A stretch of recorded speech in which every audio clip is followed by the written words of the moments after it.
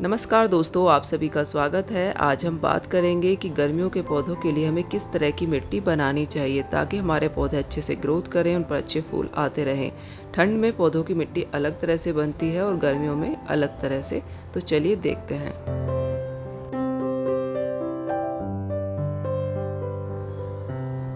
तो दोस्तों, सबसे पहले तो हमें मिट्टी लेनी है। जैसी भी हमारे यहाँ की मिट्टी हो, आप वो नॉर्मल मिट्टी ले लीजिए और उस मिट्टी को थोड़ा सा आपको सुखाना है।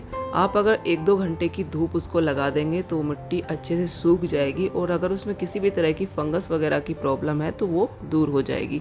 तो ज़रूरी है कि आप उस मिट्टी को थोड़ा सा सुखा लें। आजकल तो गर्मी बहुत ज़्यादा है, 2-3 घंटे में ही मिट्टी बहुत अच्छे से सूख जाएगी।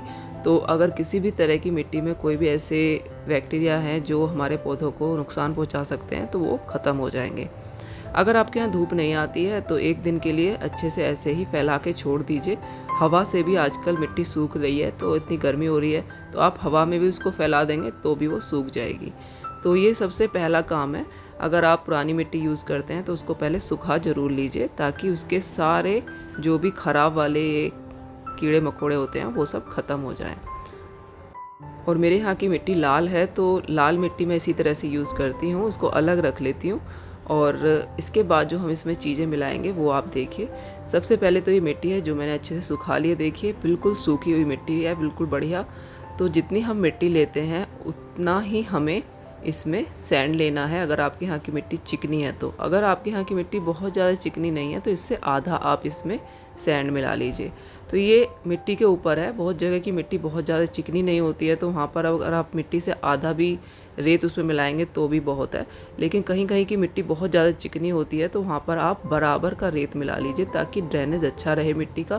तो ये रेत है नदी वाला रेत। तो ये आपको मिट्टी के हिसाब से या तो आप मिट्टी का आधा लीजिए या फिर बराबर ये लेना है। इसके बाद जो तीसरी चीज़ है जो सबसे ज़रूरी है वो है कोकोपीट। गर्मियों के लिए कोकोपीट बहुत ही अच्छी रहती है क्योंकि इसकी वजह से हमारे पौधे की जो मिट्टी है उसमें मॉइस्चर बना रहता है। मिट्टी पूरी तरह से सूखती नहीं है क्योंकि इतनी तेज़ धूप होती है गर्मियों में। गर्मी की वजह से मिट्टी सूख जाती है। गमलों में पौधे लगे होते हैं तो पौधों की ग्रोथ पर भी काफ़ी फ़र्क पड़ता है। तो कोकोपीट मिलाने से मिट्टी पूरी तरह से सूखेगी नहीं, ये पानी को होल्ड करती है थोड़ा, तो मिट्टी में नमी बनी रहेगी। तो इसको आप जितना आप मिट्टी लेते हैं, रेत लेते हैं, उससे आधा आप कोकोपीट मिक्स कर लीजिए। तो मिट्टी का आधा कोकोपीट मैंने लिया है यहाँ पे और मिट्टी का आधा ही हिस्सा मैंने खाद का लिया है। तो खाद मिलाना बहुत ज़रूरी है। वैसे तो सर्दियों में हम बराबर खाद मिलाते हैं मिट्टी में। मैं ज़्यादातर बराबर लेती हूँ, जितनी मिट्टी जितना रेत उतना ही मैं खाद मिला लेती हूँ। लेकिन गर्मियों में हमें खाद की मात्रा थोड़ी सी कम लेनी है तो इसलिए मिट्टी से आधा आप खाद मिलाइए गर्मियों के प्लांट के लिए, क्योंकि ज़्यादा कंपोस्ट मिलाने से भी गर्मियों में पौधे जल जाते हैं। तो बहुत ज़्यादा खाद मिलाने की ज़रूरत नहीं है। तो मिट्टी से आधा आपको खाद लेना है। आप गोबर की खाद ले सकते हैं, वर्मी कंपोस्ट ले सकते हैं, जो भी आपके पास हो। तो जितनी मिट्टी उतना ही रेत या फिर उससे आधा रेत, और मिट्टी से आधा आपको कोकोपीट लेना है और मिट्टी से आधा ही आपको खाद लेना है। तो इस तरह से ये 4 चीज़ें हो गई।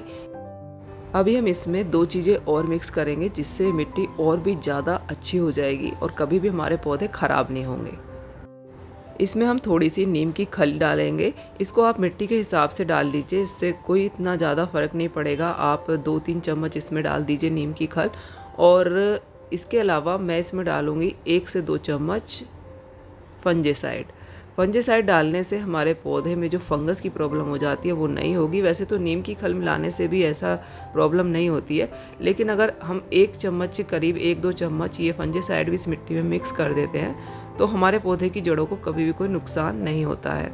तो इसको इसी टाइम पे आप मिला लेंगे तो ज़्यादा अच्छा है। अब हमारी मिट्टी पूरी तरह से बन गई है। इसको हम अच्छे से मिक्स करेंगे। इन सारी चीज़ों को अच्छे से मिक्स करना बहुत ज़रूरी है ताकि सब चीज़ें बिल्कुल बराबर सब जगह पहुंच जाए। तो ये मिट्टी गर्मियों के पौधों के लिए बिल्कुल परफेक्ट है। मैं यही मिट्टी अपने पौधों में अभी इस टाइम गर्मियों के जो नए पौधे लाती हूँ या फिर कोई पुराना पौधा गर्मियों का रिपोर्ट करना है तो उसमें मैं यही मिट्टी यूज़ कर रही हूँ। बहुत ही बढ़िया आपको फूल भी मिलेंगे और पौधा भी बहुत ही हरा भरा और सुंदर रहेगा। तो इस तरह की मिट्टी आप बनाइए और देखिए आपके जो गर्मियों के पौधे हैं वो कितने अच्छे से चलते हैं। तो बस इस तरह की मिट्टी में पौधा लगाना है और हर 15-20 दिन में लिक्विड फर्टिलाइज़र उसमें देते रहिए तो पूरी गर्मी बहुत अच्छे से प्लांट चलेंगे। तो देखिए कितनी सॉफ्ट हमारी मिट्टी बन गई है। इस तरह की मिट्टी में अगर हम कोई भी पौधा लगाते हैं तो वो बढ़िया चलेगा ही, उसकी जड़ें बहुत अच्छे से इसमें फैलेंगी क्योंकि मिट्टी बिल्कुल भी हार्ड नहीं है। तो इस तरह की मिट्टी में हम कोई भी इंडोर प्लांट भी आराम से लगा सकते हैं। इंडोर प्लांट्स के लिए भी ये मिट्टी बहुत अच्छी रहती है। तो दोस्तों आज का वीडियो अगर आपको अच्छा लगा हो तो लाइक ज़रूर करिए और चैनल को सब्सक्राइब भी ज़रूर कीजिए। मिलते हूँ नेक्स्ट वीडियो में। Thank you very much. Bye.